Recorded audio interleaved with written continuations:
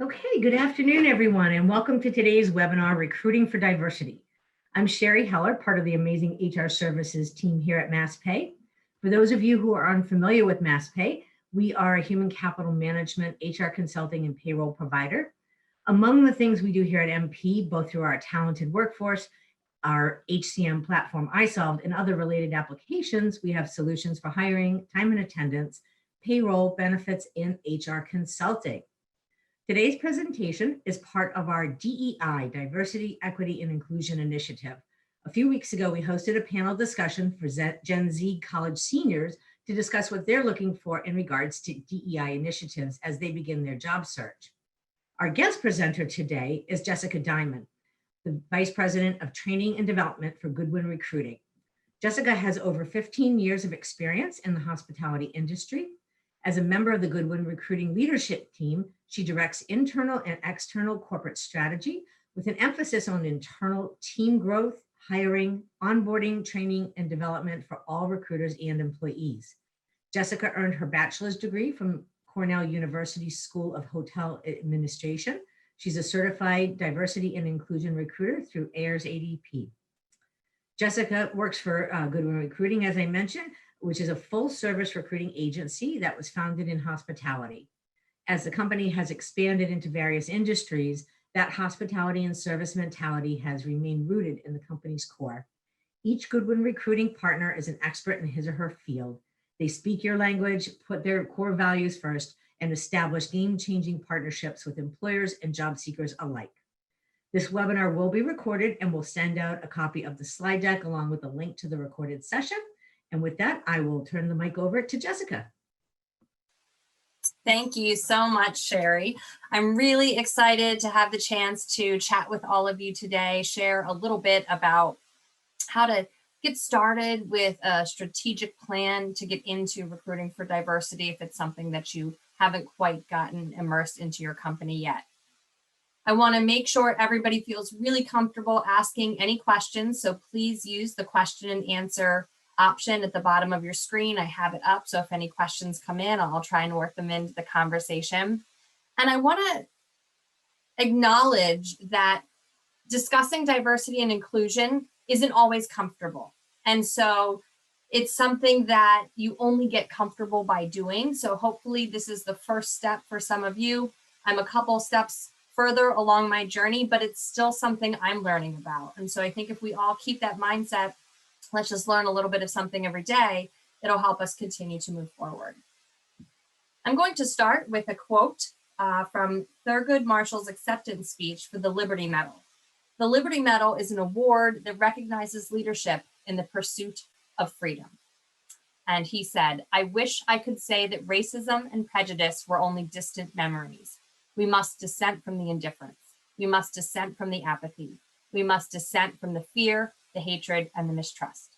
We must dissent because America can do better, because America has no choice but to do better." So let's talk about, where are you? Where's your head at when it comes to diversity and inclusion? Everybody's sitting in a different place of comfort when it comes to diversity. This includes your personal beliefs.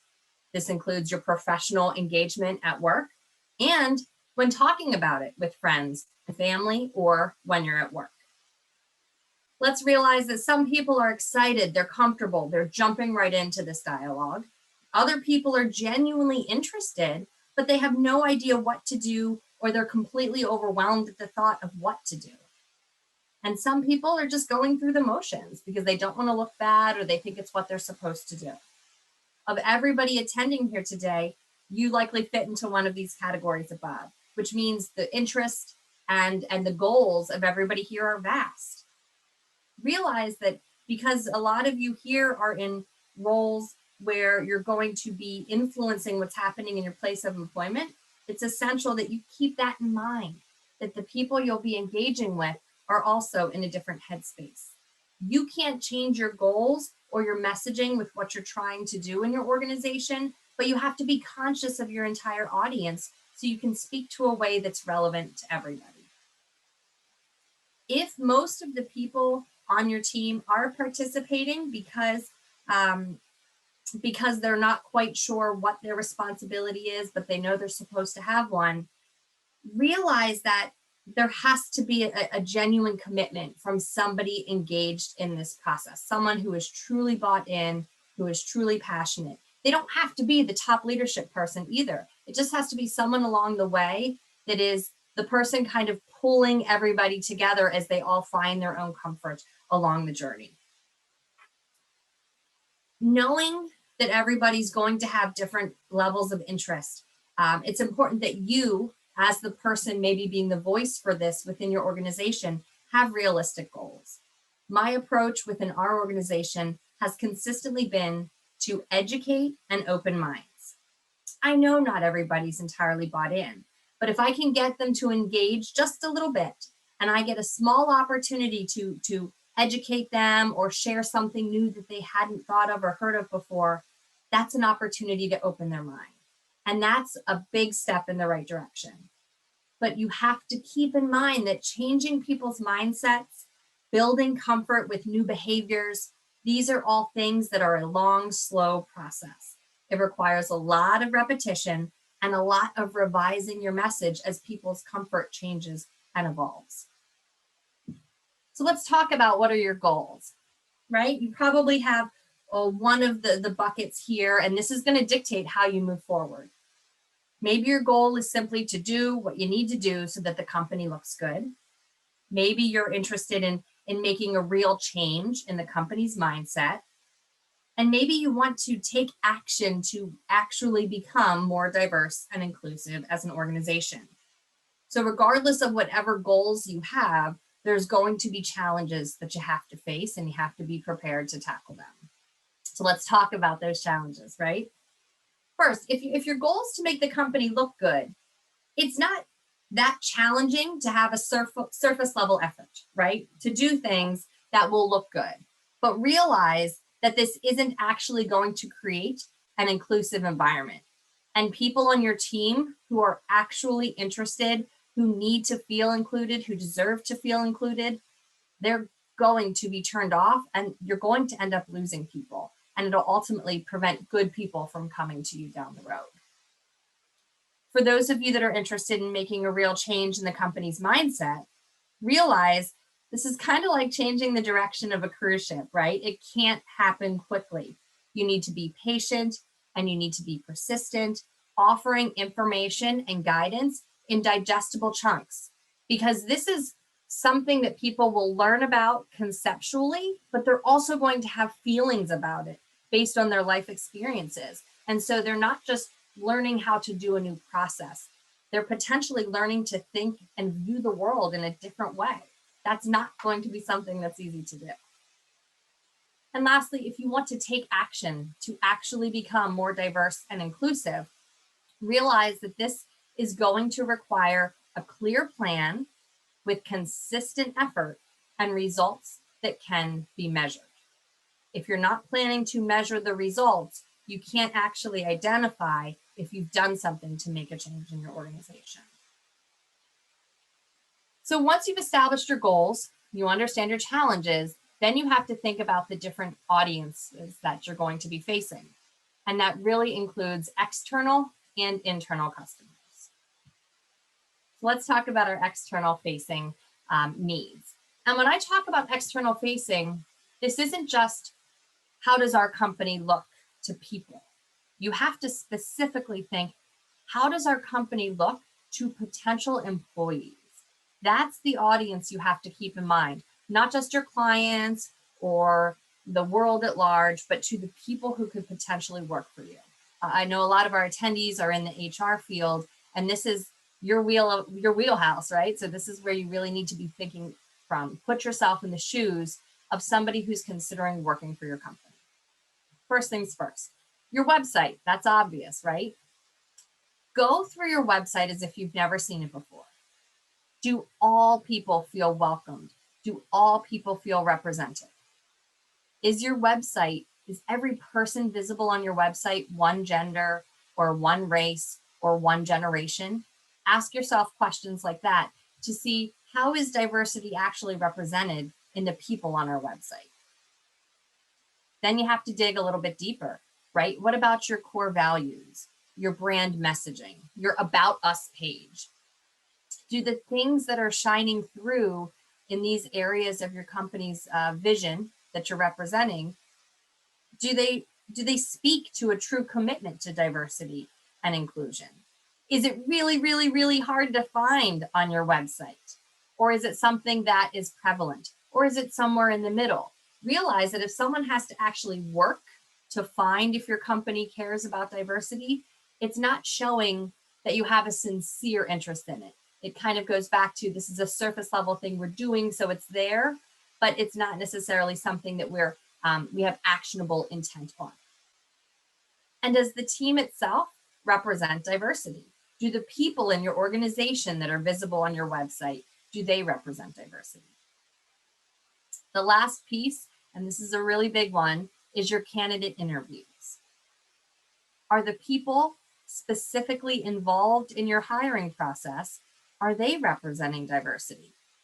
If a candidate is a different race or a different gender or a different generation from every single person they've interviewed with, they're going to notice that. You may not notice that as the person involved in the process, but for a candidate who's evaluating, is this a company that I'm going to feel comfortable working in? Will I feel part of the team? Will I feel welcome and included here?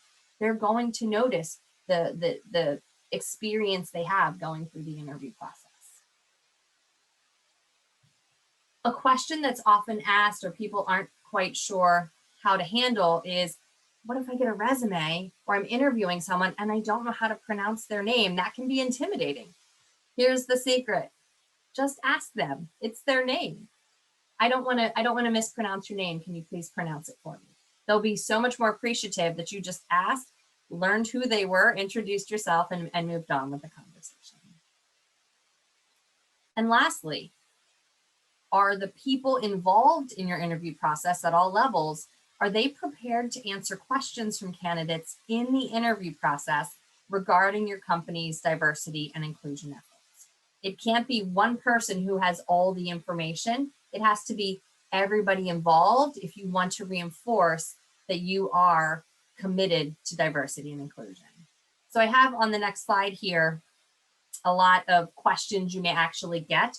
We'll make sure you get this. It's a lot of words, but I wanted to make sure for those of you that hadn't quite thought about what questions what we might get, I want to make sure that you guys can see this and can refer back to it. So realize that everyone involved in the hiring process, right, should be comfortable, should be able to talk about these things. Some candidates that come in might tiptoe around this conversation, and others will be extremely direct and specific. So you can't just hope it's not going to be a topic of conversation. So I'm just going to read through some of these questions here. What are the company's practices concerning diversity and inclusion? What is the executive or management team's diversity makeup?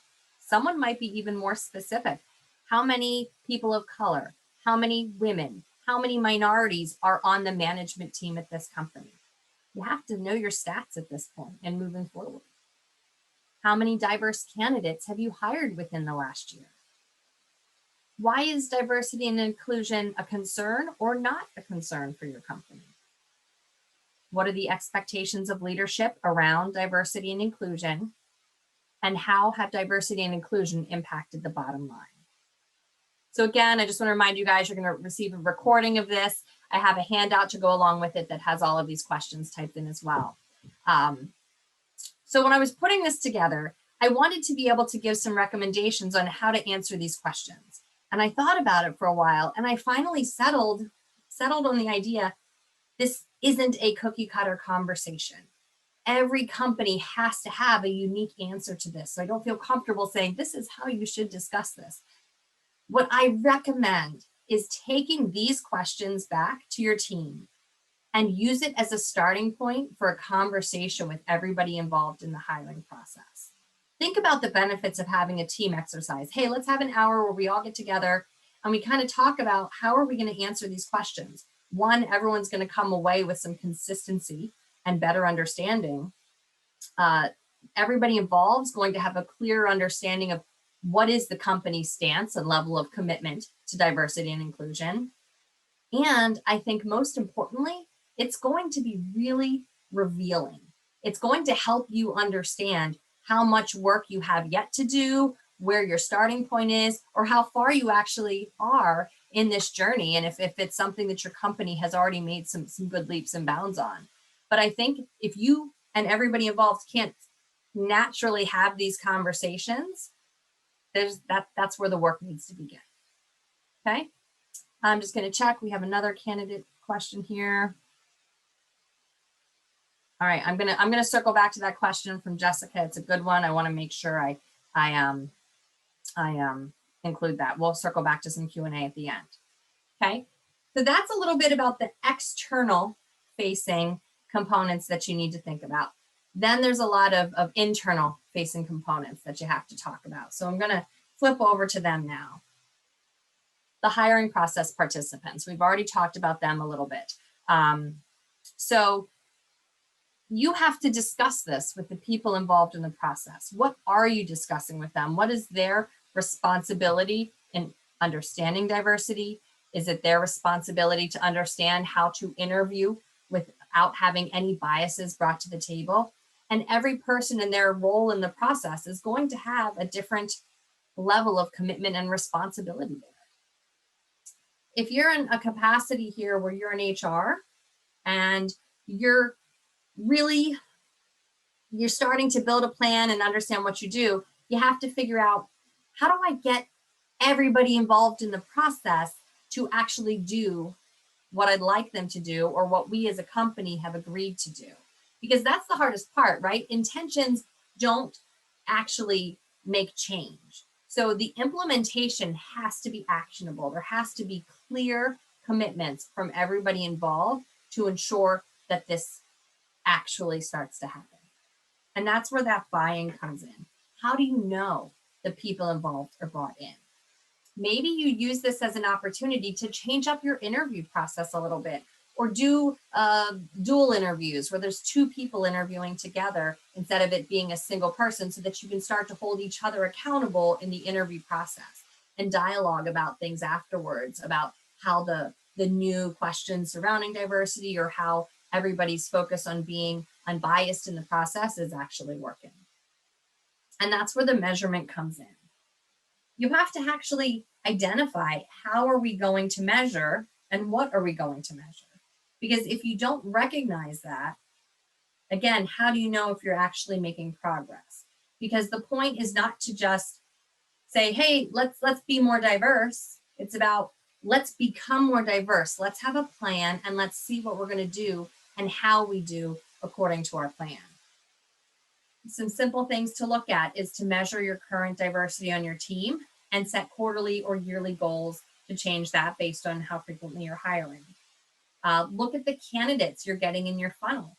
Are you attracting more diverse candidates over time? And we'll talk about that shortly. How do you do that if it's not something you've done a whole lot of before?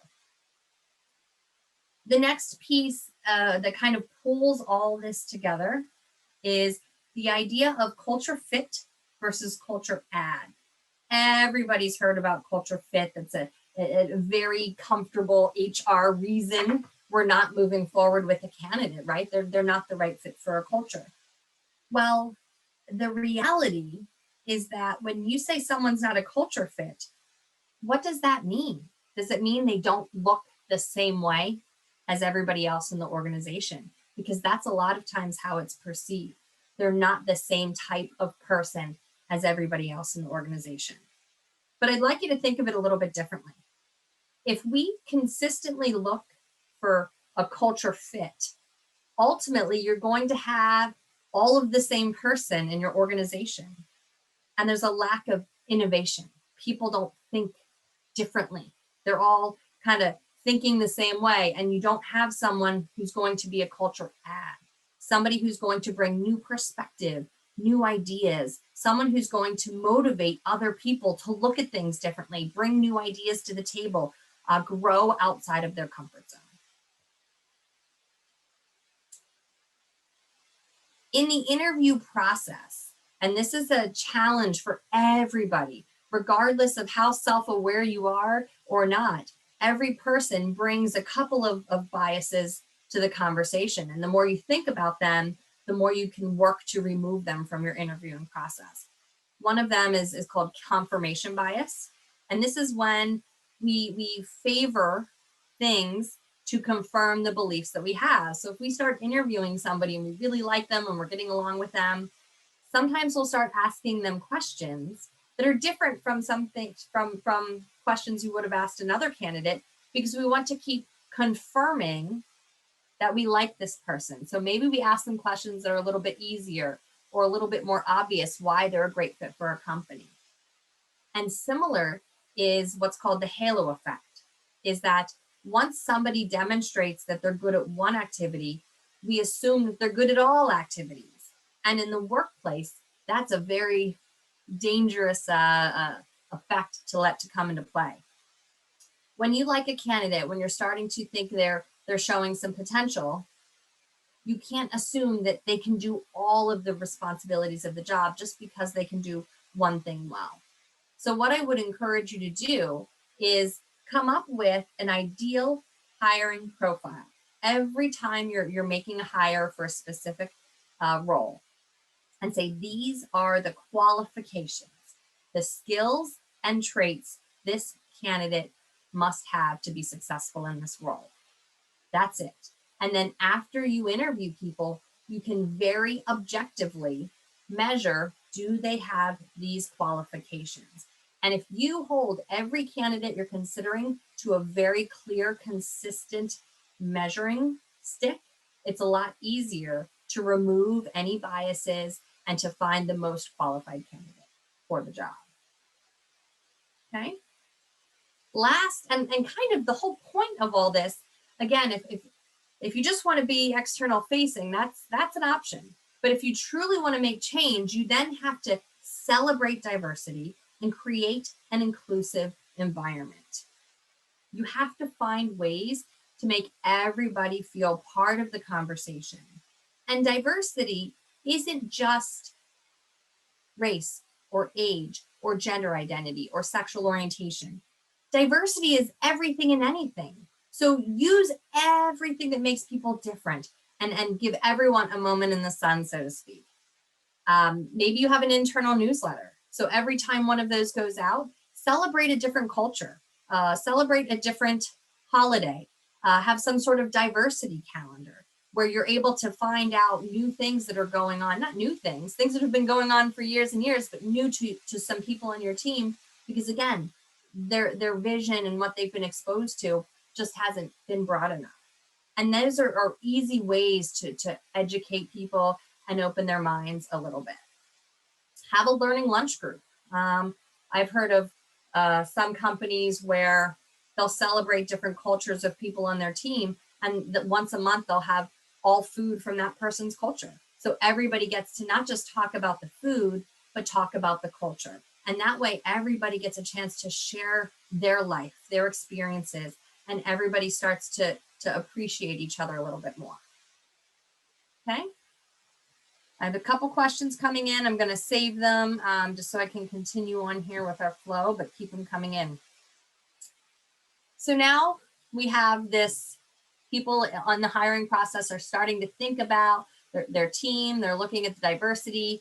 So inevitably, you're going to have someone start to ask for specific requests like, hey, our team is all men, so we'd like to hire a woman, or our team is all one race, so we'd like to hire someone of a different race, right? Natural to think that way. It's so important to recognize that while this is a good way to start thinking more broader, it is not legal to discriminate against anybody when you're in the hiring process. So the question you always have to ask is, how is this request or this gender or this race a qualification of the job? If it's not a qualification of the job, it's great that they're starting to think more open-mindedly about the candidates they're going to interview and who may be a good fit, but that is not what can drive who you choose to hire. I hope that makes sense to everybody, because this is something, since these conversations have started happening and in a recruiting company where we have clients all over the country in a myriad of industries, this has been one of the biggest areas we've had to kind of engage with our clients on, because they're very open-minded and saying, hey, we'd really like to get this or this or this on our team. And it's like, great, but what's the job qualifications? That's what drives our sourcing efforts. That's what the EEO laws are meant to design, is that everybody has an equal opportunity at employment.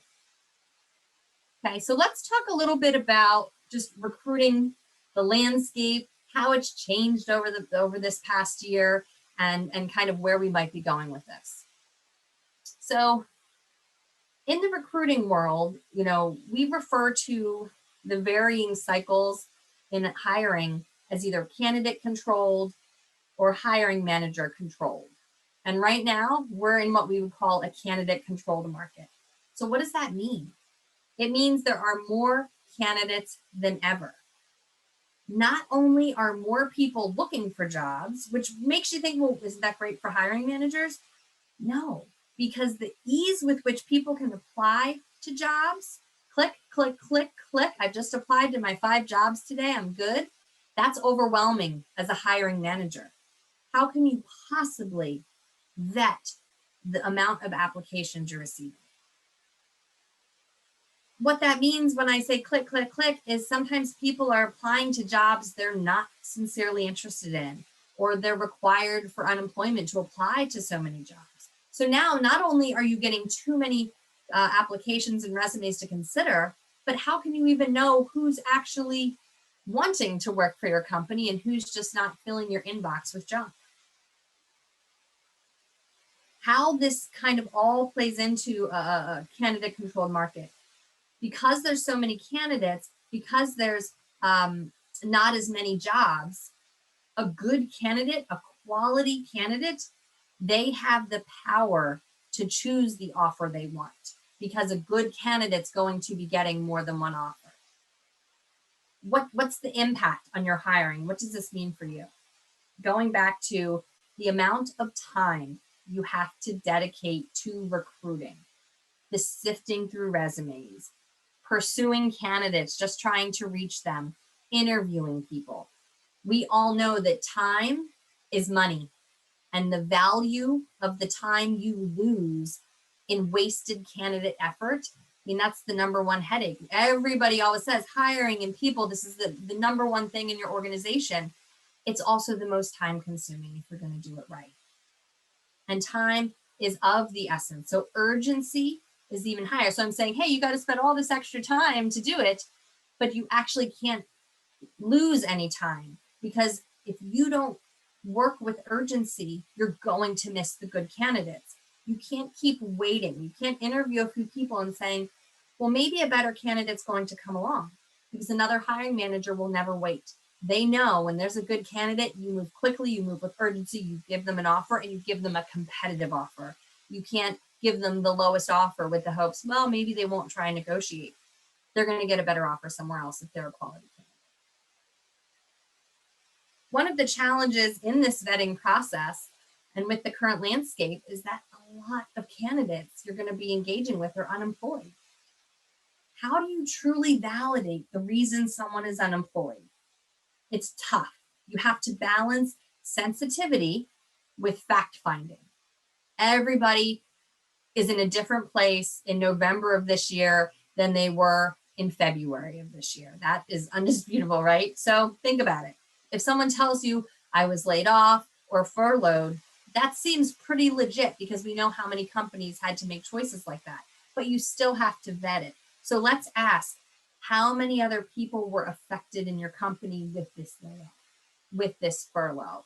Get context for their experience. If they were the only one, that should tell you maybe it wasn't just about company cutting expenses.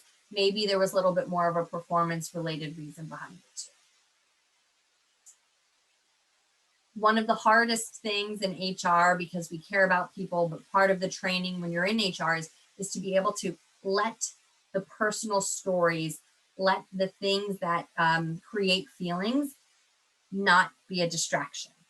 you have to be vetting for qualifications, the actual skills they bring to the table, and their past work performance. We can't let our feelings about the challenges someone has faced in life and everything that they faced in this past year be part of our decision-making process.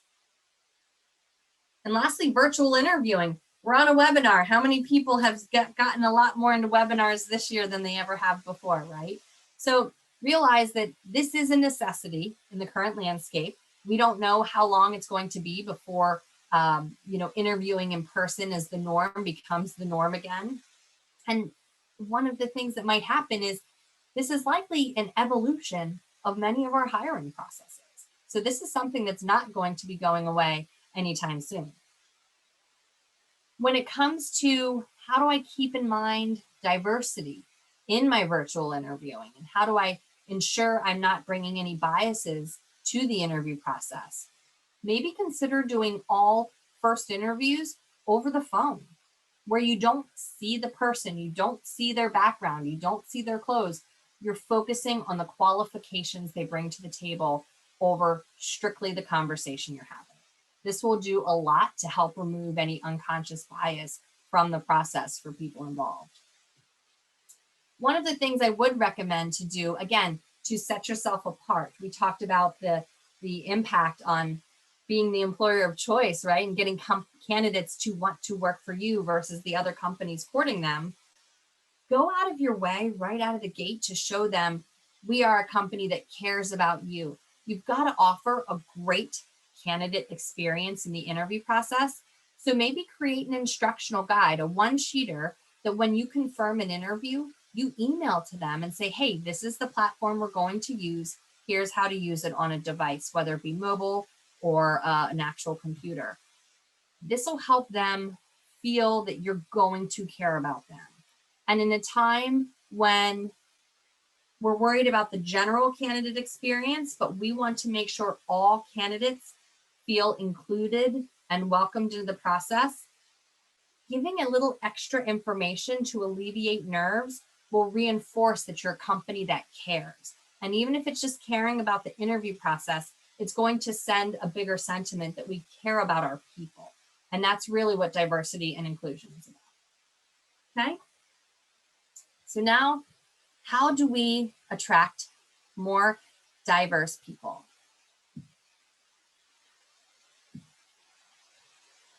Everybody says we don't get enough diverse applicants. We want to be more diverse, but we just don't get applications from a more diverse population. So why? Why do you think that's happening? Is there a majority demographic that holds the position you're advertising for? If so, that means that's likely the demographic of people who are going to keep applying for the position. You can't expect a whole new segment of the population just all of a sudden start applying for your jobs. It doesn't work that way, right?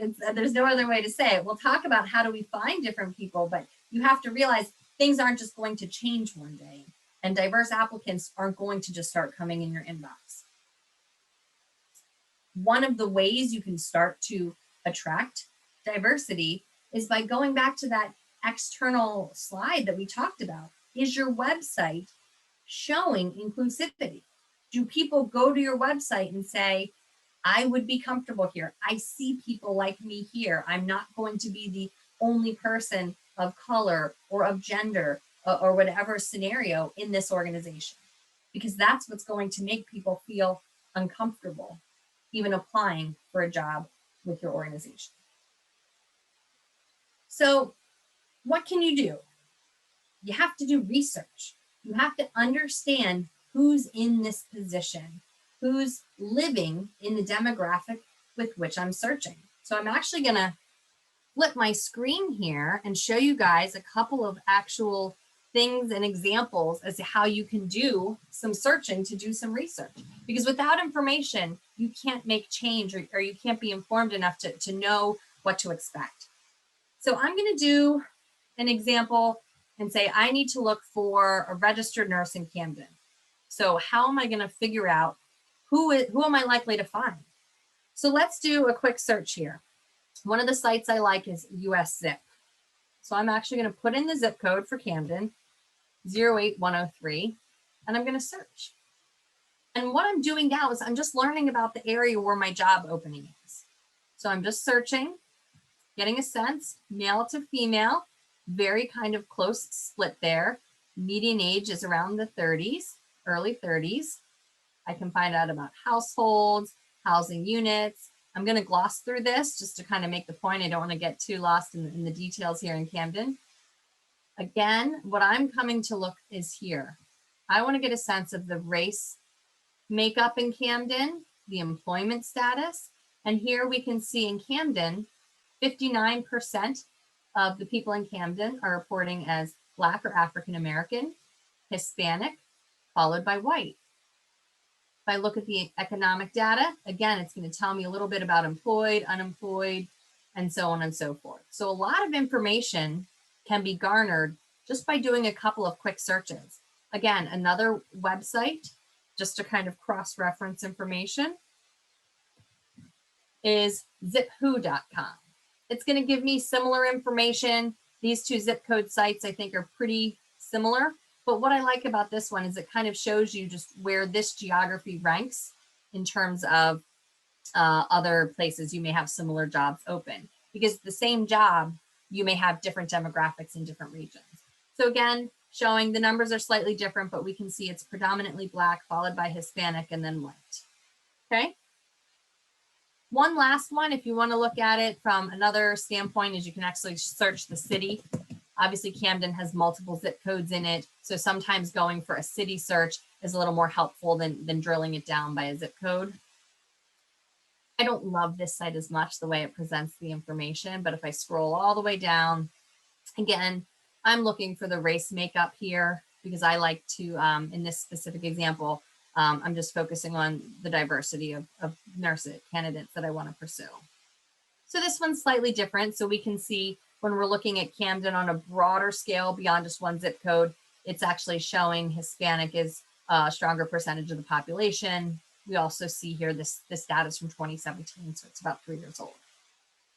Once you kind of just get a sense of the general demographic, another website that I like to use is the US Bureau of Labor Statistics. Because now what I can do, I understand the demographic of people living where I'm looking. Now I want to understand how many people work in this industry in the geography I'm looking. So here I'm just checking out, I already put in the information just so we move along here. I'm looking for registered nurses, location quotient by state. So if I hover over New Jersey, this is showing me that per 1,000 people, I've got 19 and a half nurses. So this helps you understand, is this a job that a lot of people have in that geography or only a few people have? Because that's going to dictate how hard you're going to have to work to find people. If there's a very small percentage of the population, you shouldn't be expecting tons of applications. You're going to have to do a lot more heavy lifting to find candidates there. And then my favorite site to go to is Data USA. This is more of just a bigger picture. So I'm going to look up registered nurses, and this helps with just some general overview. There's over 3 million people working as registered nurses in the US, the average age, average salary, the difference in the gender wages. And then I'm going to pop down to diversity. This actually shows me here 2.9 million registered nurses are women, 388,000 are male. So right now, I'm recognizing, wow, I can assume I'm going to get female applicants. So if I want to find male applicants, I'm going to have to go out and find them. They're not going to be applying to my ads that I'm posting or notes on my company website. And then down here, race and ethnicity, again, we're seeing white, Black, and then Asian. 69% of registered nurses are white, non-Hispanic, followed by 11.8% are Black. So now I'm seeing, based on this, it's probably likely most of my applicants will be white females. There's nothing wrong with that. I acknowledge that. But what it means, right? And this is really, I think, how we go about finding the most qualified candidate. I'm going to pull my PowerPoint back up. Okay. Well, I get all this information, but we're going to hire the most qualified candidate, right? But now you understand that the candidates that are consistently coming into you via your ads or the low-hanging fruit searches you might be doing on some of the job boards out there, these are the most common candidates that work in the position. In this example, white females. But that doesn't mean they're the most qualified candidates. There are going to be plenty of qualified male nurses and plenty of qualified nurses of other races as well. They're just not the largest percentage of the population of people in the job. So what it means is if you're just posting ads and doing some surface level searching, you're kind of looking like this. You're only looking in one pool for those candidates. If you want to find the most qualified candidate, you have to look in every pool. You have to look 360 degrees. And that's where having information will help you figure out, how do I need to search a little bit differently to ensure I am taking a focused effort to find a diverse slate of candidates, which will certainly help me find the most qualified candidates out there. And the most qualified candidate may not be in the easiest place to find because they're not the majority demographic. You have to work to truly find the best candidates and ensure you're finding a diverse slate of candidates. Okay, so let's talk a little more specifically about how we do that. And someone here, one of the questions coming in is, we'd love to have an outside speaker do a presentation to our employees. Well, here's a great tip. What I'm about to show you will not only help you find, say, Black nurses, but will also help you find recommendations for speakers, because these tactics and these techniques will help you accomplish a lot more in your organization beyond just sourcing as well. So, sourcing diversity. First things first, like we just talked about, you have to commit to a 360-degree approach. You have to be willing to say, I'm going to roll up my sleeves. I'm going to invest a little more time. It may even take me a little bit longer to fill a position, but I know I'm going to find the most qualified candidates. And then you have to identify where to look. Where do you think you're going to find people outside of the majority of the demographic? I don't know. I've only ever used Career Builder or Monster or Indeed. I don't know where else to look. Don't think about looking for resumes. Think about looking for the people in the jobs. And the best way to do that is through organizations and associations they may belong to, universities and alumni of those universities, conference speakers and attendees, and company websites. So how do we find them? So I'm going to flip back over here to the internet and give you a quick example. Okay, so I've already created an example. I'm just going to copy and paste it for the speed of time, so you don't all have to watch me type. Okay, I'm just pulling it up. Bear with me one more second. All right, so we want to look for an association or an organization. I'm going to type it up here in my browser bar, so I know it's a little bit small. I hope everyone can see it. But I'm telling Google, show me an association or an organization for nurses, either registered nurses or nurses. And I'm kind of curious, African American or Black. I want to look for non-white. I'm just picking one race here for the simplicity of the Boolean search. I want to make sure you guys get the gist of what I'm doing here. So let's see what happens. Oh my gosh. The very first link gives me a link to the National Black Nurses Association. I didn't know that existed, but now all of a sudden I have found a way to get into contact with an entire group of qualified nurses that aren't the majority. And you can obviously start going through the results that come up in your search thread and find, and I explored this site a little bit. I think there's a chapter list that shows you every chapter in the entire United States. So if I was looking for nurses, every time I got an opening, I would be reaching out to that chapter and saying, I have an opening if anyone in your organization or in this association in this chapter is currently looking for work. And all of a sudden you've opened up a whole new pool of candidates to yourself. Maybe instead of looking with a race focus, maybe I want to look for men, since we recognized that it's mostly female position that we're recruiting for. So all I did was changed out the parentheses I had around the race terms to gender. See what happens. Look at this. American Association for Men in Nursing. It took me one Google search. So you guys can kind of take this and just switch out some job titles and there you go. So the point is, sometimes it's easy to find the results and sometimes you have to work a little bit harder. But once you start to kind of get in the groove of how you want to start searching, it's really easy to find organizations. And you can do the same thing. Instead of looking for an association, let's look for colleges. So again, I want to find, I'm just going to create a new search thread here. Close this sucker out. There we go.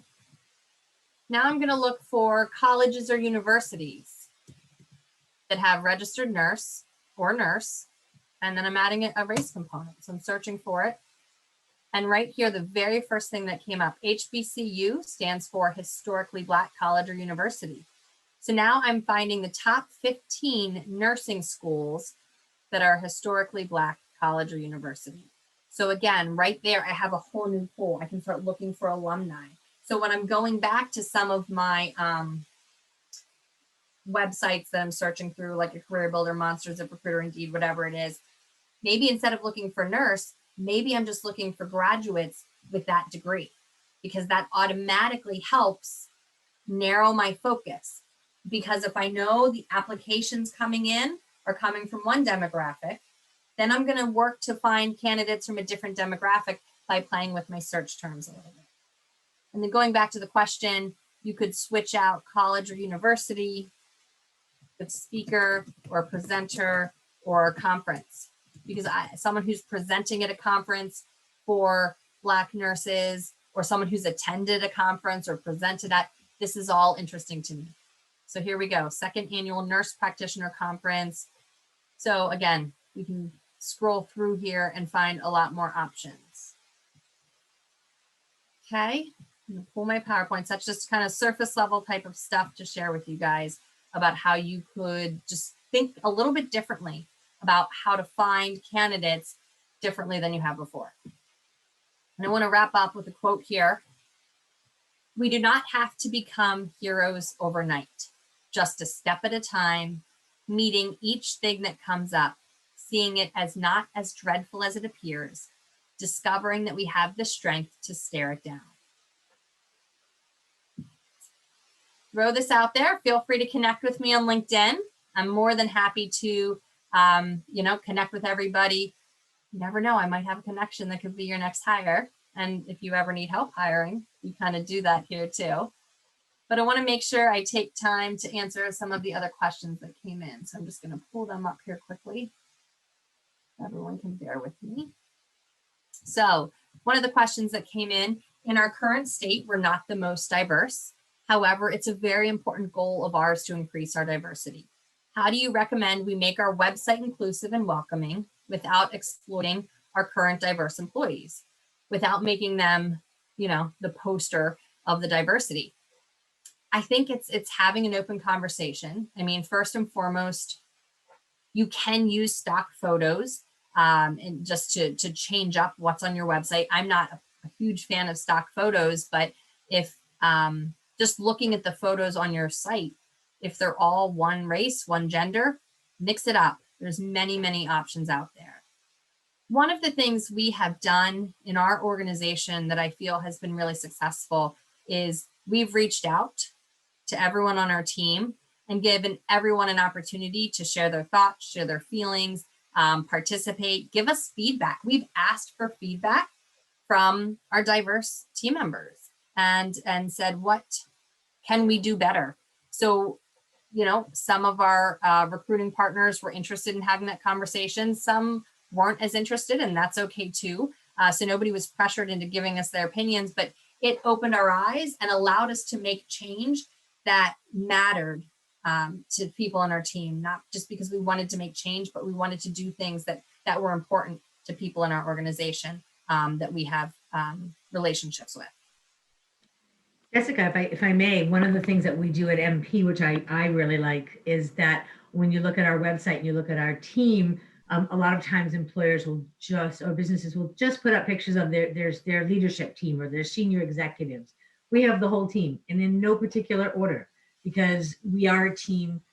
We value each other and what we contribute. So our how we present it on our website really reflects how we see our employees and how we treat our employees. I think that's a great point. We definitely have a lot of different photos on our team of both our employees and our independent contractors, just to represent our real team. One of the things that I think is important is people want to know who you are, who your organization is. They don't want to see those stock photos. So I think that that's a really good solution to just show everybody. Another really good question here is, if everybody involved in the interview process happens to be white, how do we involve a person of color without forcing it? I don't think you can, right? And it would be awkward if we involve someone in the interview process who that's not really part of their function or their role. It would be awkward. It would be awkward for them. And I think that what this recognizes is saying, is there an opportunity for us as we grow our HR department, as we change our interview process for the people involved, to make an effort when we have an opening to ensure that we're recruiting for a diverse slate of candidates. I actually did the similar search to the nurses. I did it for HR managers too, just because I was kind of curious as a secondary thing in case we had extra time. As you can imagine, it's a predominantly female position. So again, proactively look for men in the HR field and different races as well. So I think sometimes when we start to think about this, we recognize the opportunities within our own organization to change it. So maybe someone's not involved in the process, but go to an employee and say, hey, when you interviewed here, what was it like for you? Did you feel welcome? Because you may be doing things that are already inclusive without realizing it, or maybe they may give you feedback and say, no, I was really nervous about it. And I was really uncomfortable because I didn't see any non-white people in the interview process. I don't know if there's a true answer there, but whatever you do, I love that you say you don't want to force it. You can't force it because then it's not genuine. And if you're doing things with the true intent to make change in your organization, if it's not genuine, that's obvious to everybody. So we're looking to have an outside speaker do a presentation to our employees on DEI awareness. I don't have any specific recommendations off the top of my head. Sherry may actually be able to make some recommendations there. So Sherry, I'm going to defer to you. We do at MP, we do webinars regularly. We do have one on unconscious bias for those of you who are MP clients. We would be happy to do a presentation for your group on unconscious bias, which is a great place to start to make people just a little bit more aware of how that plays into the workplace and into how they interact with other people. And when all else fails, Google. I'm always a fan of Google. I mean, I would look for people on LinkedIn more so than Google, for people who work specifically in this field. And then you can look at the reviews. You can look at if they consistently do speaking and things like that. I think that LinkedIn may be a really good avenue for that. One more really interesting question here from an anonymous attendee is how to look for data around LGBT different sexual orientations. I'm not sure if they mean just externally or internally. So I'll talk a little bit about internally because this is something we've actually discussed in our own organization.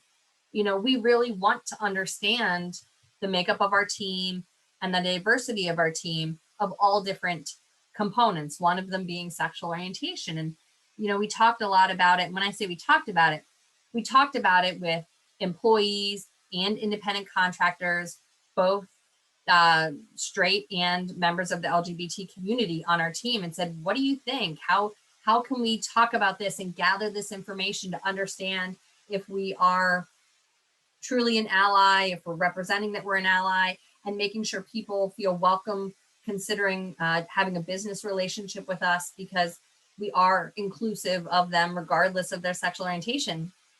That's a tough one, right? Because what we ultimately settled on is that